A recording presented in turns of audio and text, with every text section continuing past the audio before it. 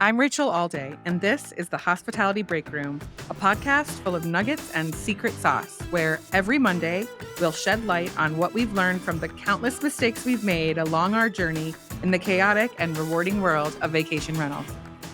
Hi, and welcome back to the Hospitality Breakroom. Today, we're recording our third episode in our second season, which is hilarious. It's really just our third episode, but we're trying to group episodes into seasons. So the first season had 10 episodes, and those were all mostly directed, kind of speaking to people in our industry, in the vacation rental industry. And our second season is directed at also people in the vacation rental industry, but also homeowners specifically. So whether they're homeowners that are currently clients of Abode or just homeowners of second homes in general, we're kind of putting together some what we think will be helpful information from different members on our team who are experts in their field. Okay, so just again to recap, because I think I always forget to do this. I'm Rachel Alday, and I am the co-owner of Abode Luxury Rentals with my husband, Rob. We manage about 200 properties between Park City, Utah, Jackson Hole, Wyoming, and Sun Valley, Idaho, and we are in the luxury end of the market. We've been in business for around 17 years, and we have this amazing, awesome team. And there's, if you include all the different parts of our business, there's close to 60 people. And a lot of the people that work with us have been working with us for years and years. A lot of them 5, 6, 7, 8, 10 years. So we have a really cool team. And what we wanted to do with this podcast was to be able to find ways to share the expertise that our team has with other people in the industry and other people that are interested in the industry. So that's what we're doing today. So again, we're going to talk with Brad Pillsbury. So Brad's been with us for almost 10. So almost 10. See, 10 years. Yes. And so he's been in multiple different areas of the business. Do you want to do a little background on your history with Abode? Sure. Yeah. Okay. So I graduated college in 2013, worked at the ski area, and then did a brief stint in agriculture commodities, and then came out I to want Park to hear City. more about that one day. Okay. I think came out to Park, then started working with Rob and Rachel the summer of 2014. And then at that point, the company was much smaller. They were officed out of a basement. I think there was 3 total employees. I think Brad was one of the very first employees. It was, second maybe. It was, I think at that point there may have been 25 or 30 properties. Uh-huh. And then Park City was very different.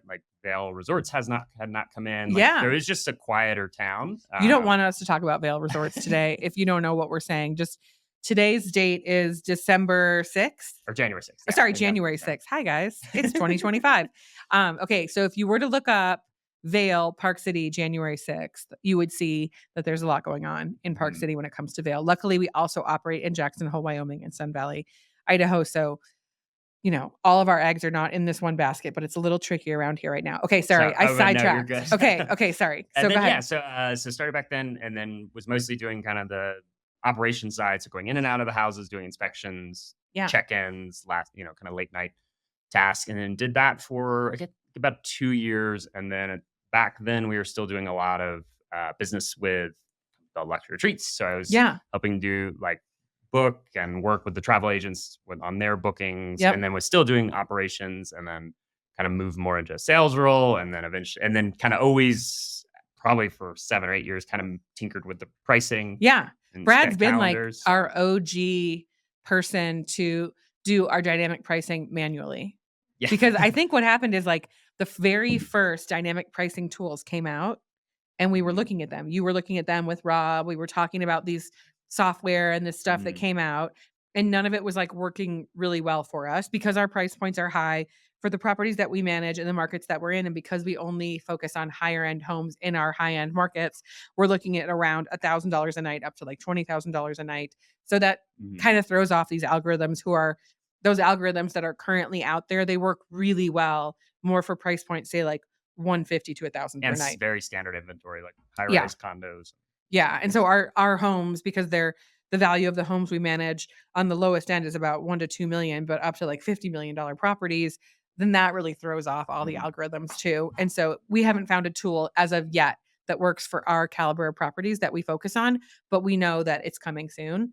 Anyway, so Brad had been looking at those tools with Rob, and Rob, my husband, who owns Abode with me, and we started it together. And so they had been looking at these tools, and really Brad had been able to find ways to create models for dynamic pricing within our company, not just using the tools to like automate the pricing. Is that the right way of describing it? Yeah, I think like in our property management software, you're able to go in and kind of do adjustments and um, as like we have kind of one-off events like Sundance Film Festival. And so a lot Yeah. of times, like once the first weekend is the big popular part of that festival. So once that books, Yeah. then you can't really get away with charging the festival pricing for the last 4 nights. So then we just price it like a normal ski weekend, and then somebody else books it, and then the owner's making money all, 8, 10 nights of the festival. So that's kind of comes in like that. And then probably the other thing that I would do different than like the software, which probably goes back to my very limited amount of time doing the agricultural stuff, is like you ought, like as far as like when a booking comes in, always try to make an adjustment around that booking. So if somebody checks in, the 21st and 28th of December, go in and make the days before cheaper and the nightly minimums lower, and then because every time that comes in, it gives you an opportunity. We'll have a leg up on the market because we'll be the more affordable or the more relaxed nightly minimum. So if we got like a very strong booking with the high rates for like a nice amount of nights, then we have room to sort of soften things on either end of that to make it more likely to book, because maybe it's going to be off dates now since the main date's booked. Yeah.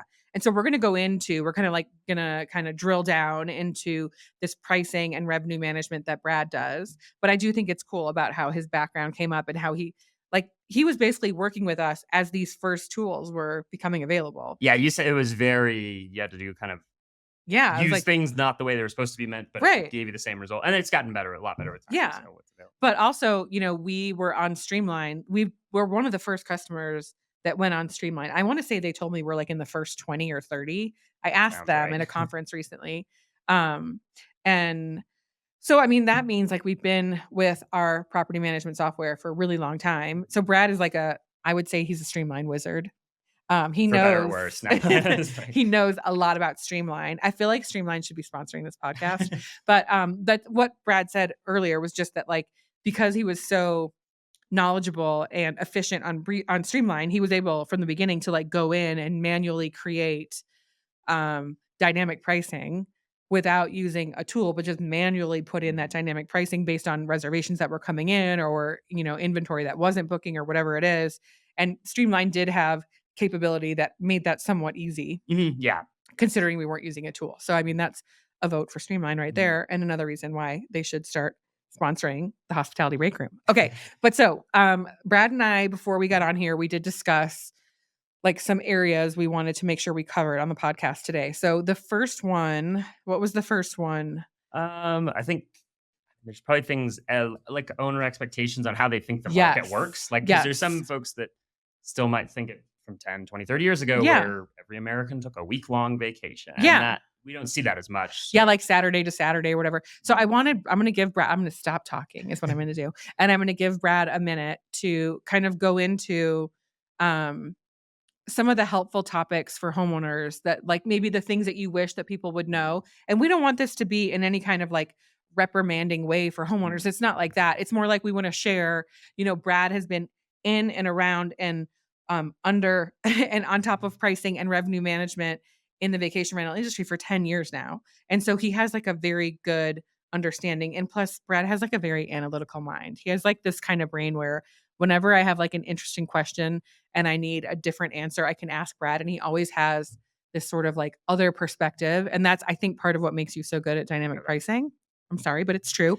And so anyway, so I'm going to give him a chance to chat just a little bit and talk about, from the owner's point of view, kind of how this all works. Just an overview. Is that a good way to start? Yeah. Okay. So yes, I think kind of some owners will come in, and I think sometimes they'll, depending on what market you're in, it could be different. But a lot of places, I think they don't realize how many other places are like theirs. Other property, rental their properties. House is great, but there is also other 4-bedroom houses with hot tubs, with close ski access. Yeah. In Park City. But then also everyone flies to our market. So they're also looking at Colorado. They're looking at Wyoming. They're looking at Tahoe. So you're competing against maybe 400 or 500 similar properties locally, and then thousands nationally. And then there's also people can also just decide they want to go to Hawaii instead of even skiing at all. Yeah. So there's those things where I think a lot of times owners see it as very much there's a restaurant on this corner and a restaurant on that corner, and they think that's how the market works, where they're at this price and we should be at that. Yes. But they're competing against like So many thousands of similar, variables.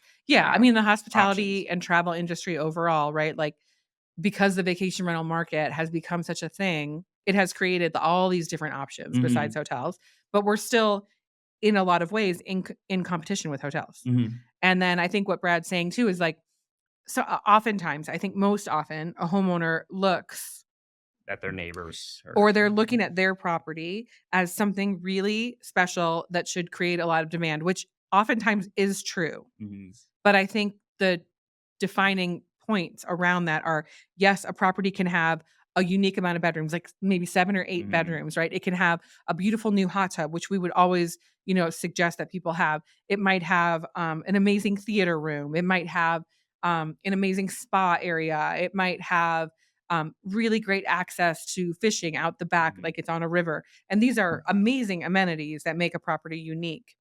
But, from the guest's point of view, it's not just the guest isn't seeing it as, "I'm looking in Jackson Hole, and this is the best property," Mhm. because guests have so many varied requirements, whether it's really, really dependent on the bedroom and what kind of beds are in each bedroom or the number of bathrooms. There's so many things, or the location, or maybe it just has to do with the best flights at the best times they Mhm. can get from where they're coming from. There's so many factors that it's hard for a home to actually have that absolute draw, that absolute, it factor to pull to make it stand out in a market and really shine above all the Mhm. others from a guest point of view. And I think too is the owners they'll have information that sold them on the house from the real estate Yes, side, which yes.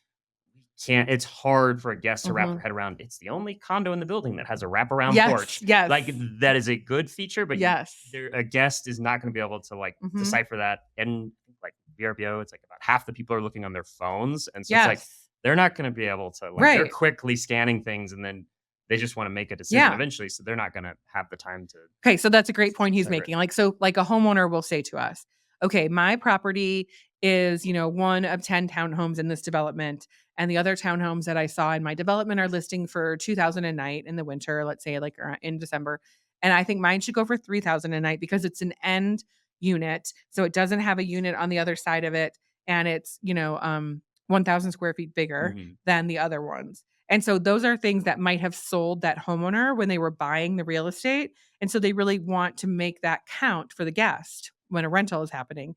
And that's kind of what Brad is saying is like, it doesn't always translate. And it can be really hard for us as a property management company to number one, respect the homeowner, respect and encourage and support their amazing purchase of real estate that they Mhm. made um and to acknowledge all the benefits of that property that made it unique and why they picked that one over other properties, but then to also help to explain to the homeowner that some of those factors that went into a real estate purchase don't translate into higher nightly rates for a vacation rental. And that's a really hard conversation for us to have. So I think to vacation rental companies and property managers that are listening, I think it's really important to find ways to be upfront, honest, and transparent with your homeowners as you're signing them on when they come to you with these factors about their house that were reasons why they bought it, but make sure they understand that those might not necessarily be reasons why someone would rent it, Mhm. because that confusion point can cause sort of tension between the property manager and the homeowner over time if it's not made Mhm. clear that how these things matter differently in the different environment.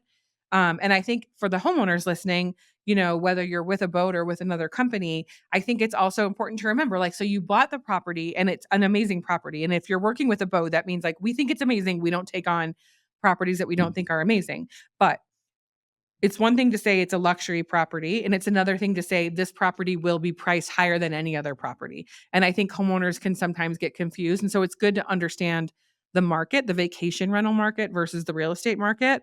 As a homeowner, it's good to start to understand the nuances of the vacation rental market and to lean on your property manager or vacation rental company as much as you can to learn about it. Because the things that, like I said, that might have mattered in a real estate transaction may matter differently when it comes to rental for revenue because of all the factors that a guest is looking at, which are different than what a real estate purchase situation would be. And so, do you want to go into like some more on Sure, this? yeah, and I think like some like we're in a ski market, so like there's certain properties that'll have extra large backyards. Yeah.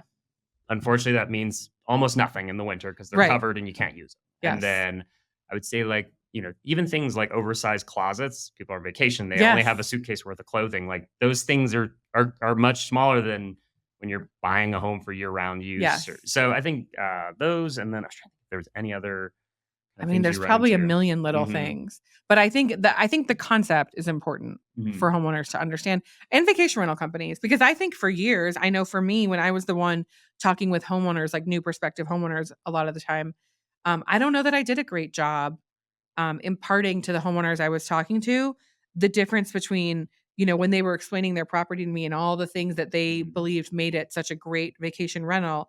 I might not have been strong enough to say, like, oh, hey, those are great, amazing amenities at your property. But here's the ones that are going to make people click to book and make you get higher rates versus the ones that were a big selling point for you to buy this property, but may not really move the needle in rentals. Yeah. Okay, so what else was that?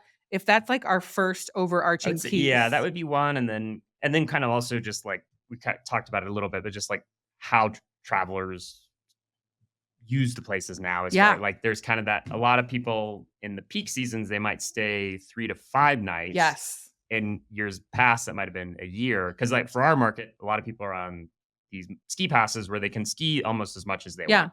So you'll see like people that might do 2 or 3 smaller ski trips a year now Yes. where 10 years ago they might have just done one to One solid 5 to 7 week. nights. And Yeah. so that overall is a better thing for owners. They just have to get used to maybe a 4 night stay multiple Yes. times a year instead of these Yeah. one-off 7 night stays. Yeah, because, well, we used to be of the mindset, like, we really, when people were booking, like, Saturday to Saturday Mhm. or Friday to Friday or whatever, when that was the thing, number 1, we would be able to hold people to the stays that Mhm. started on a certain day of the week and ended on a certain day of the week, and we were able to hold people to a 7-night 5 to 7-night stay Mhm. much more frequently.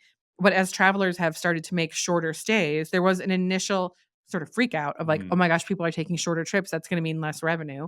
But like Brad said, it actually can mean more revenue Mhm. because maybe you're going to get 8 nights altogether in like some 10-night window instead of 5 Right. because you've got 2 4-nighters. So, but I think from a homeowner standpoint, again, this can be frustrating because a homeowner might say, and I would have supported them years ago, I want a 5-night minimum. It's like, yeah, because who wants a cheap stay? Like, we only want to book it if it's a solid stay with a high amount of revenue. But what we've learned is that with traveler trends, the trends in how people are traveling, with that changing, that you can actually create more revenue if you allow the 4-night stay. Mhm. And because we're more of a luxury company, we really don't do anything under 4 nights, maybe a 3 on a gap or something, but it's rare. But let's say you're sticking to a 4-night minimum, you can still actually maximize that way. You just have to look at the whole picture differently. So Mhm. you want to talk about how we do Sure, that? yeah, see, because with that, you can kind of you're able to, like, we're able to rent out our properties to 2 different types of travelers. You're gonna get that initial person to stay, say, over a long weekend in January, February, they're gonna pay more. Yeah. And then there's a different group that's maybe gonna be able to stay that Sunday to Thursday, Mhm. that maybe they're retirees or they're young Yeah. families, and Because so those are cheaper they're nights. cheaper nights, and Yeah. so you're opening up your property to be enjoyed by more people, Mhm. and then, they're maybe gonna pay 800 and the other group's gonna pay 1,100, but it's gonna average out really well because for us, our ski season's about 90 to 100 days where it's really high average rates. Yeah. So even 80, 90 cents on the dollar is still really good for the homeowner. Yeah. And so we'll try to build those out. And then probably another thing we do different is we're relatively strict on cancellation. Yeah. And so that gives us the confidence that Yes. that weekend's gonna be booked. And Right. if they don't show up, they're gonna pay a penalty. So the Yes. owner's gonna be covered, we're gonna be covered. So then we can build off of that and Yeah. not have that risk at the last minute if Yeah. there's a storm or labor disputes or Yeah. anything like that, so that Yeah. we always have that, Yeah. Yeah, like, booking in the bank. so cancellation policies are so important, and from the vacation rental company's standpoint, I think companies can be afraid to have strict cancellation policies because you think maybe people won't book if they see your strict cancellation policy, um, and, you're afraid of, trying to hold someone to their reservation Mhm, and what's the right thing to do. And I think from the homeowner standpoint, homeowners really want a strict cancellation policy. mhm, Obviously, they don't want someone booking their house, seeing that the snow isn't great, like if you're in a ski market mhm, like us, and then just saying, I'm not coming out. Um, so I do think having strict cancellation policies is like really strong for everyone, for all mhm, sides. And I understand from a guest point of view, there can be the fear of like, well, if I book this and what if something amazingly tragic happens and I have to cancel? But I would say, um, as from the property management mindset, like if we have a guest that calls us and they had like a death in the family, there's something crazy happened in their life, we generally are not going to hold them to our cancellation policy. Like we try to be human with what we do. But overall, we have a strict cancellation policy so that if the weather doesn't turn out the way everyone wishes that it does, or if there happens to be a strike with ski patrol or whatever, that, all of our homeowners aren't penalized because of these things they have no control over. And I think, like Brad said, having that strong cancellation policy then allows us to do things like 4-night minimums that we maybe never thought we would do. Because when we have a booking, and even if it's just for the weekend or whatever, we know that it's like not something that someone could just back out of at the last minute. I mean, they can no show, but they still have to pay. Right. Yeah. They'll owe even 6 months out. There's still going to be some type of penalties. So then, so we're protected. And then I think I was going to go off on something else now. I just went blank. But of course, because I talk too much. Yeah. I wanted to talk about like pricing and about like the concept of when we're asking homeowners to give us the ability to say have some pricing flexibility within 10 or 20%. And then maybe you can talk about how like it seems like how a homeowner, what their initial reaction is to a request like that. And then also what the reality of revenue creation is when we have that flexibility. And I'm just meaning, when we tell people we want the ability to negotiate, I think a homeowner can feel like we're just trying to be able to get the price lower so we can just get it booked. And there's really so many more sides to that. And I know you know a lot about that. Yeah, so. I mean, I think because from the owner's perspective, if they kind of have that higher rate and higher nightly minimums they're expecting, if we just let that play out and didn't touch anything, in most of our markets, we would book maybe 4 to 6 weeks, and then that would be all that's sold for their property. Because they would most likely sell the best week of Christmas and Presidents and maybe spring break and some summer weeks. And that would be it. And then kind of going in and saying, hey, we need a little bit of flexibility. Yeah. We're still going to shoot for that highest possible rate. And why is that?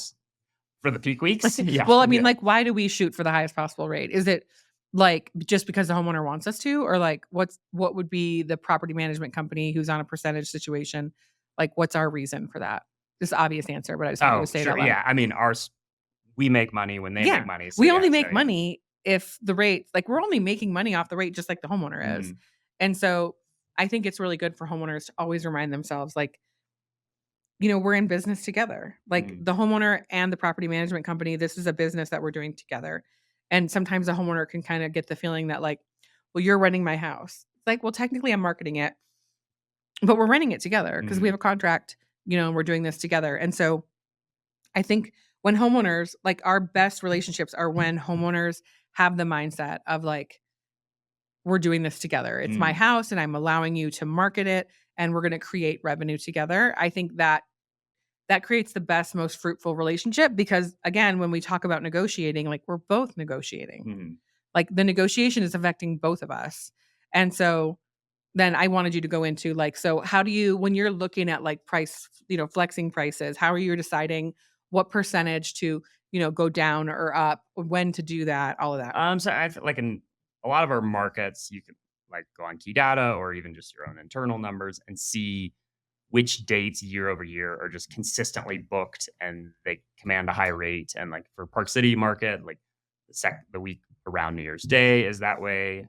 For a certain neighborhood in Park City, the Sundance Film Festival, President's, Spring Break. So you can go in and kind of price out well in advance, 9-10 months. Like we can hold these prices for price is high. And then like a lot of years, if we have like confidence that there's going to be a lot of bookings, we'll even put a peak on. So December 26th to January 2nd, that will be a high rate, but then we'll put an even higher rate on like December 26th, 27th, 28th, 29th. So if your normal rate's 4,000, it might be 4,500 for those couple of nights. Yeah. So then that also, like if somebody picks up those cheaper days on the front end, we're not giving up as much money by, kind of, because they in essence will chop that week up a little bit. Yes. So that protects us a little bit. And then as we get closer, we do always need to just keep adjusting. So if there's, because sometimes there might just be other, school schedules could change or, if the snow falls late Snow or things is like weird. that. So we always want to keep adjusting and not just think that, well, we got 4,000 last year, we're always going to get 4,000. So you have to be realistic and then a lot of times like not, just doing small adjustments over time. So like, 3 to 5% here and there, and then doing maybe, if you need, if you're maybe 2 months out, drop it down to a 6-night minimum instead of a 7 if it's over the peak holiday. So those kinds of things going to kind of softening up around the edges, and then you hopefully don't ever have to do anything drastic. Yeah. And then, because for us, it's like we want to hold that revenue roughly the same or better year over year for the owner, depending kind of on the market. So we don't want to have to shock them with like, right. Well, we kept it too high till or we don't want to 2 weeks like before and shock ourselves with like our bottom line as a company, right? And so I think what Brad's saying, tell me if this is the right interpretation, is what he's saying is like, what we're able to do when a homeowner says yes and they give us the go ahead to negotiate on pricing, is the way we describe it is like, can you give us the go ahead to flex the pricing or negotiate on pricing within 20% up or down? And some homeowners will really like balk at that, like, what? That's a lot. But the reason that we want that is because we're going up and down on pricing, like Brad said, to try and get the same amount of revenue or more than last year. But what that might look like on a calendar is you might end up seeing some days, depending on where those days fit in the calendar, what days of the week they are, where they fall around a holiday. They might be lower than any rate last year. But you also might end up seeing certain days that are way higher than anything. Right. Or you might have a month instead of having 20 days rented, you have 26 days rented. Yes. And it's just more. Yeah, more. So Brad's always looking at how many nights I've rented so far. What are we thinking is going to end up renting? And then also when he's pulling a price down on a certain day or week within a time frame, he's also looking at bumping something else up or making sure that revenue will be increased. Maybe there'll be a few extra additional nights booked this year rather than last year because of how holidays fall. Yeah, or we'll whatever. see like if the house is kind of slower to book. I know we had a house in Old Town that like it didn't do as well last year. Yeah. Because it's they're like in our market, some of these houses, they're not old, but they're 10 or 15 years old. So they're starting to be replaced by slightly newer models, for lack of a better word. And so, so those ones, so we like that one, we went in and kind of tinkered the rates down a little bit and to kind of just make sure that the calendar is still going to be plugged in well and there's still revenue coming in. So just kind of knowing, you can't just completely copy and paste what you do year over year because there's going to be things that change. There's going to be more houses on the market. Totally. Yeah. And the quality will go up and down. And it's like merchandising. I was just thinking about this in the last couple of months about like merchandising and vacation rentals. But it's like, if you go into a store, which I mean, I guess a lot of us don't go into stores anymore and me included, but let's say like in the old days, okay, like you went into the Gap and there's an assortment of shirts and jeans, right? And the Gap had like kind of the corner on the market on like the t-shirts. And so, but with vacation rentals, like we don't have the corner on the market on what's available in the assortment. The assortment is, we have our assortment. We can control that, but we can't control whatever else is out there. And so let's say we have a portfolio and we have within our assortment what we're merchandising. We have all these things. But then if new things like, maybe when Abercrombie and Fitch came into the game, but it was just the Gap a long time ago, and that's how old I am. And then it was Abercrombie. And like, so then, the Gap has to change what they're offering and the way they're offering it in order to account for what is also in the market now with Abercrombie. And it's the same with us. Like we're, in 1 year, the way we're merchandising a property, the way we're pricing it, the way we're marketing it, all of that might yield a certain amount of revenue. But then from year to year, that's what Brad's job is he's looking at what else is out there in each of our markets or overall in the ski market in general. What's out there? What are people going for in terms of prices that they're paying and minimum nights that they're going to book? And then how can we make that translate over to the properties that we manage and maximizing all of their calendars for all the homeowners? Is that? Yes. Yeah. And like, I feel like if you have access to like key data, like that's a very helpful thing. You can run basically like leaderboards. It's almost like a report card. So wait, can a homeowner just like go on key data? No. I was saying more if there was like another property management company. Yeah. So for property management companies, obviously, if you're not using key data, you're cray. Key data, you should also sponsor us. But key data is awesome and Brad uses it a lot. And there's other tools, right? But like that's an awesome. That's like the winner, I think, in that realm of tools where you can pull information and compare. Now for a homeowner, let's say it's like a homeowner listening and they're like, well, how can I see some sort of data like that?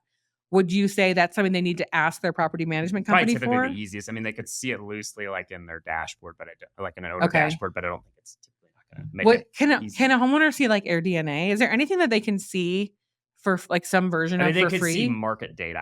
They wouldn't be able to see what in Air DNA though. I mean, even in key data, they might technically be able to, but they just wouldn't be able to see property by property. Yeah. Okay. So the best bet if you're a homeowner is to ask your property management company which tool that they're using that's along the lines of key data to pull information and show like how the property is functioning within the industry, or sorry, within your market that you're in, and then how everything Yeah, is and then going. you pull in how it's done the past 2 years, and then too also like being realistic if the owner usage has gone up or down, Yeah. then that the price, they should. Or and then also the other thing, like make sure that like people are remembering when renovations happen that the property was tied up for 100 days. It makes sense that it's Yeah. down 30%. So kind of look out for those types of things. Yeah. So there's that kind of information. And I think I'm trying to think like what's other information that a homeowner would maybe want to ask a property management company or be able to look for online or within their own like history of their own rental property to help them understand like why pricing looks the way it does. And this is of course assuming that you're working with a property management company that's doing a good job with your pricing. But I think, kind of the crux of this episode is like when you're a homeowner and you're looking at the pricing that your property management company is utilizing, like how does someone know? How does someone be able to trust, like Abode Mhm. even, to know that what we're suggesting is good and not just like the cheapest thing we can finagle them to agree to so we can just get more rentals Oh yeah. easily, right? Because I think the homeowner standpoint can often be like, you just want to make this cheaper so you can just book it really easy. And obviously, from our standpoint, we're kind of always like have our hands in the air, like, what? Mhm. We only make money if it books Well, at a I good think too rate. from like So, our perspective yeah. is like in the summer in our off season, Hmm. once the rates get below like 900 or Yeah. $1,000 cumulatively for Yeah. vacation booking, like the property management company is almost losing money Yeah, we because of don't the we're not amount of interested hours either. required for staff. So Right. there's not like eventually once you go too low, it's like the management company is subsidizing the guests. So Yeah. it's like it's And I not mean, it depends. In each market, it's could be different. different. Yeah, it could be Yeah. $500 or something. But Yeah. for So us, it's like under $1,000 for a few nights stay. We're like, what? I'm not even going to do that. mm, But like, what are some of the ways that you think you could explain it to help? Let's say there's a homeowner, and we know there are, mhm. that they're thinking, no, I told you, I only want to book my house for $5,000 a night or more. And why are you trying to talk me into booking it for $3,800 a night? Like, what are some of the things that you've learned that either help a homeowner understand the mindset or that you would be able to take this platform to be able to say to I people? know if you have a comparable house, what's helped in the past is to say, here's the house down the street. Um, they made $210,000 last year. Yeah. You're at 130K. Yeah. They were much, like say it in a more polite way, but Yeah. just letting them know, like with flexibility, this property, which has everything that your property has, made X Yeah. more amount of money. That can help because I think they can conceptualize like that is on the same street as Yeah. ours. It's the same number of bedrooms. Like we could make that money. Okay, and devil's advocate, then the homeowner says, "Well, I don't wanna book my house like a zillion nights." Mhm. Does that, 200 and let's say, I forget we said 250 grand that they made versus 130, does that always mean, like, just so many more nights, or what do you often see in the comparison? I would say again. It's like if you have a peak season to take advantage of, they just need to sell most of their nights in the peak Yes, season, and then the maximize house your can peak. rest in the summer if Yeah, they really like it too, yeah, like or the off season. So, like in those examples, yeah, they might, their neighbor might be getting $1,200 for 100 nights, and yeah, then they're getting 1,400 for 50 nights, and so yes, that's 70,000 versus 120,000 right, in a season. So those are those kinds of things that they need to yes, it's okay to take that 90 yes, cents on the dollar, and they at the end of the day will have made more money. right, And then too, there's like the whole marketing aspect of like the property gets more reviews, it gets more feedback, and then it's yes, just kind of feeds itself. Because I know right, like we'll have condo properties that are in the same building, uh-huh, and they're two different types of owners, yes, and the other ones will almost sell out, and then the other ones, you're yeah, lucky to get a booking a month right. because of the And so restrictions. then there's the whole chicken before the egg thing too, I think, because we explain this to homeowners a lot, and I think homeowners are grateful when they understand these things, but it's like a property to get a lot of eyes on it needs to have a lot of bookings with positive Mhm. reviews. So it's like, well, how would a property get a lot of bookings and positive reviews if it doesn't have eyes on it? But it can only get attention and up to the top of the list if it has positive reviews Mhm. that came from bookings. So it's like, well, how did you get those Right. bookings? And so there's this, a whole bunch of games that have to Mhm. happen. But one of those games is pulling a lever on pricing. So, like in the example that Brad said, if there's a group of properties that are all 4 bedrooms, they're all in the same area and they all have the same level of finish, let's say, and there's two that are at the 14 or $1,500 per night price point, and then there's I forget how many I said at first, but I don't know, let's Oh, say, I think I said 10. So let's say there's 2 at 14 or 15, and then there's 8 at like 10, $1,000 to 1,200 a night. Well, then those 8 are going to get so many more reservations, while the 14 or 15 per night, while it's only a difference of a few $100s per night, those ones are going to sit longer, because when guests are looking at the comp set, essentially, they're going to be like, oh, well, these ones are very much the same and they're a little cheaper. Over year will get 10 more reviews. So then they'll have then 50 reviews compared to 4. So then they had all the bookings and they had all the people clicking on them, looking at them. And then they will have all the good reviews, right? And then, so now in the next year, that one that didn't get all the reviews and it didn't get all the clicks, it's going to continually start to sag down on the list and be lacking on reviews, lacking on eyes on it, while the other ones could at that point probably go to 14 per night and get that rate, because now they have the visibility. Right. And then I'm sure the booking sites, they make a percentage on every booking that comes in. So it's like they're gonna know the conversion rate on all those properties. So they're most likely probably pushing those ones up, because they know, oh, this gets, almost 1% of people that click on this pay to your book it. And maybe on the cheaper one, it's 1 in 1,000. So it's that. So like, this is what goes into, I guess this is what I wanted out of this. Like, this is what goes into when we say we want a little flexibility with the pricing, when we're asking that of a homeowner, and they're kind of like, oh, you just want to make it easier for yourself. It's like, well, it's not even easier, because we're really making it more complicated.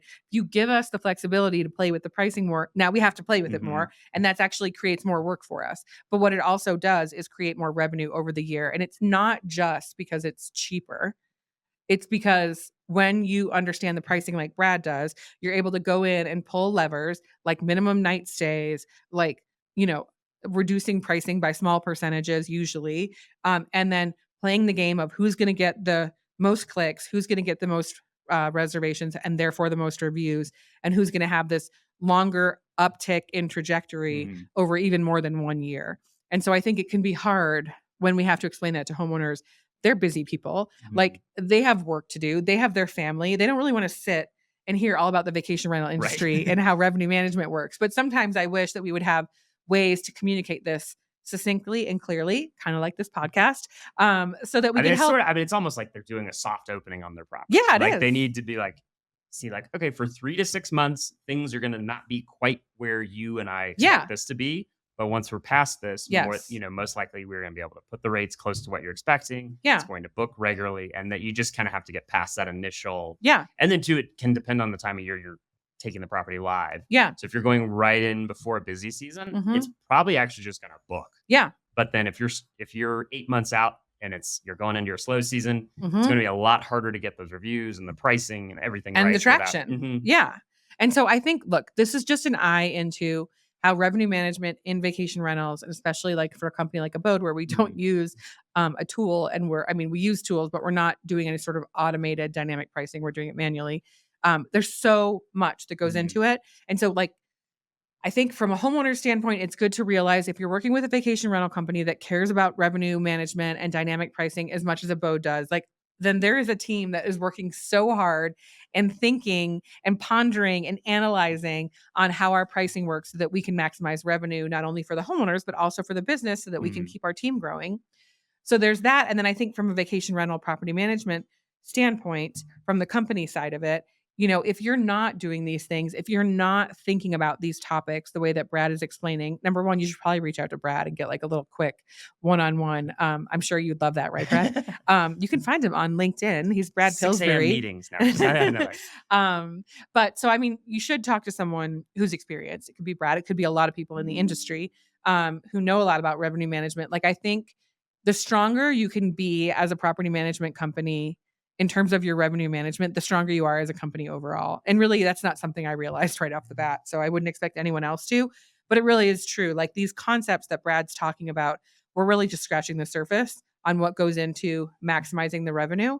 And so I think from the property management standpoint, the more research you can do, the more, conferences that you can attend, or sessions, like when there's, different sessions online, you can listen to people talking about this topic. Don't be afraid to experiment with things. Yes, and play with things to learn. Like, we've had good luck with doing really pushing length of stay. As far as the other end. Trying to get monthlies and people staying. Or those add-on days. Things, because it's like, most of the time inside your software, you can do things that'll trigger discounts at a week, or you can punch in the number of nights, or you can even like phase out certain fees at a certain, so things like that. Cause you want like most travelers are not dying to like have to do 7 emails back and Right. forth to negotiate the price. Totally. So if you're mostly giving the potential guest the price they're going to seem as fair, and you're the leader in that on when they're looking up properties to stay, Yeah.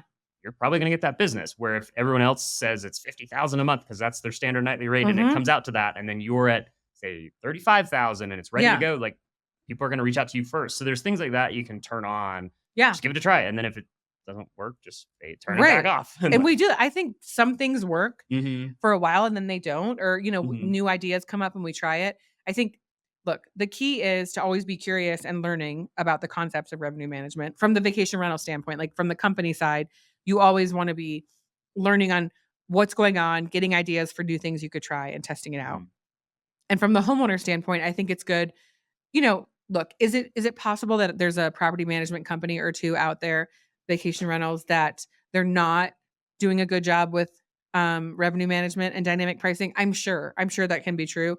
And I do think the homeowners need to watch out for that. But I also think it's good for the homeowner to also be curious and be talking to the company that you're working with. You're in a business relationship together. And so it's great to be like, take that step and ask them, like, what are they doing? Have them explain it to you.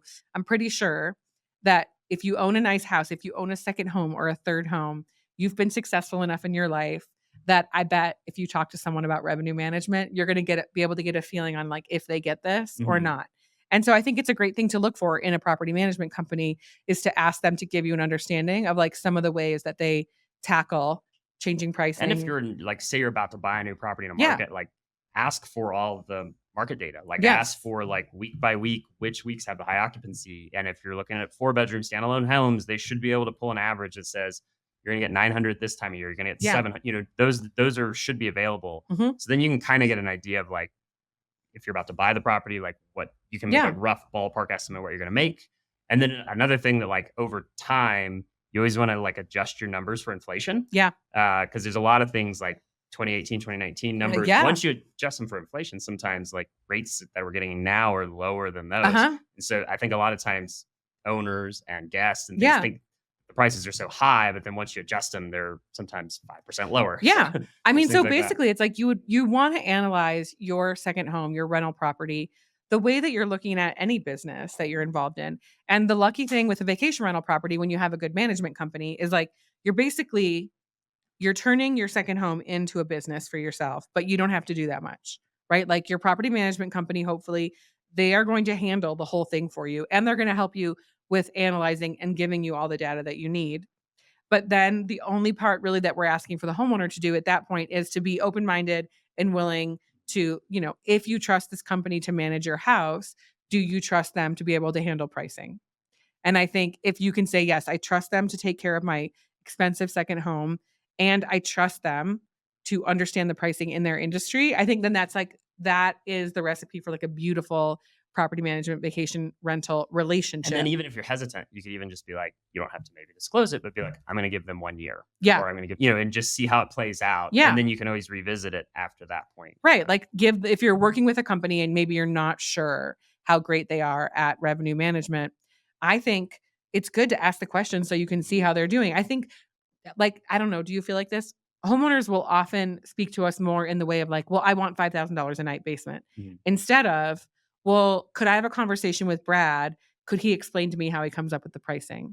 Like, I think when homeowners come to us and say, well, could you explain to me why you chose these prices and how this all makes sense on the calendar? I feel like then we end up in a much better and higher revenue, fruitful relationship with them. Yeah, no, I know. Like at the Raleigh condo, we talked to the owners over the fall. And they were, I think they maybe own property on the East Coast. And so they were used to just more like steady year-round revenue. And they just did not realize like Park City is very dead from October till almost the end of November. And it's, unfortunately, unless you charge $100 a night, no one's going to probably stay at your property. Right. And so once they saw it on like a graph, how low the, I don't know if it's 5%. It's like you should get a property in Jackson Hole too, because that's really high in the summer. So I think just like letting people know, like, when things are high and low is like a lot of times opens up some things. Cause I think sometimes coming from other parts of the country, you might just assume it's just kind of, every weekend there's somebody people drive up from this and this market, but maybe they don't, And that's the other thing too, is like, I feel like our role as a vacation rental company is to be the expert in this pricing. Like, and maybe it's not everyone on the team, because let's be honest, like I, at this moment in time, like could not necessarily have the most educated and um clearly thought out conversation on specifics of revenue management in Park City, Jackson Hole, and Sun Valley, but Brad could. And so, you want to make sure that you have people on your team that can have those conversations, not in a fake it till you make it way, but in like a really expert, tried and true. They've made all the mistakes. They figured it out. They know what they're talking about with confidence. I think that makes a huge difference. And I think that that's what homeowners should be looking for too. And it's one thing to take a chance on a newer company. I think there's a lot of newer vacation rental companies out there that are awesome. And then I think, cool, like then a homeowner who's working with a company like that, you are going to take a little bit of a risk while you hope that those people are going to learn what they need to learn. But a lot of times, because there are tools and software out there now, even newer companies can become an expert much faster. Or they just have a really small portfolio. They don't have to manage so much data. But I do think the whole piece of revenue management, it used to not be the biggest, it wasn't one of the top 3 most important things in a vacation rental company. I mean, it probably always was, but maybe it wasn't. I mean, I think for a while the technology wasn't there. Right. Real easily, you're right. Yeah. And it wasn't like treated that way, but now it for sure, like you can't deny it. This is one of the most important things in what we do overall. And so I think from, 360 degrees from everyone's point of view, it's really good to make sure that the people you're working with know what they're talking about. And, one of the ways that you can have confidence that you know what they're talking about is to get a little information yourself, right?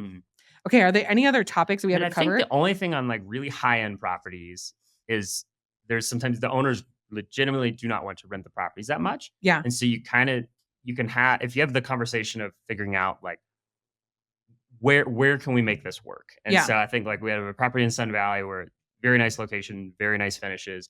And we've kind of had a working agreement where we keep the rates at a certain amount that they're going to book, not all the time, but it works for everyone. And so I think there's like that you probably not worth the effort on really small properties. But I think when there's a higher end property that's got that's kind of one of a kind, you can have that conversation where they have an expectation and they're not going to be surprised when they get a booking. Like it's going to be the right amount of money. And then, from a management company standpoint, you're going to have at least 10 to 20 weeks a year that you're going to legitimately be able to sell the property, that it's not just, because sometimes you can get these properties where they're 5 times more than the market and they're just going to sit and sit and sit. So I think there is that because there are those properties that they don't want it to go. Yeah. They don't want to have that many bookings.